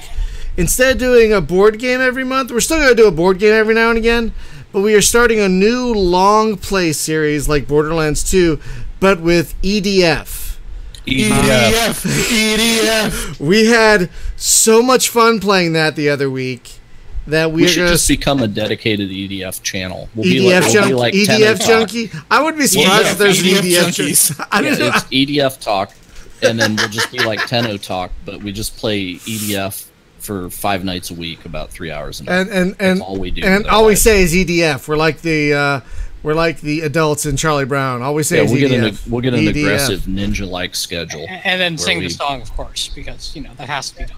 And there will be a niche audience of 3 that I want Woovit to connect you to. Well, that niche audience will be a developer. all the time. EDF all the time. 24/7 EDF. That could happen. So thank you very much, folks, for listening and watching. Oh, and last thing. I forgot. Richard has a few codes for a thing, right? I do. Yeah, so we're going to be running a contest starting probably tomorrow or the next day or two. Where you can answer some trivia questions and try and win those codes for Stellaris. You got it. So we are going to be giving away a few copies of Stellaris, so stay tuned for that. If you don't like the evolution of the economy, you are not eligible. Oh yeah, you have to ask some dank business questions. It'll be like statistic things. Yes. No, or love letters to Troy Goodfellow. No, we'll work on what the questions are off mic. But thank you so much, folks, for watching and listening. To our Patreon subscribers, as always, thank you for subscribing, and we will see you next time. Have a great night, everyone. Bye.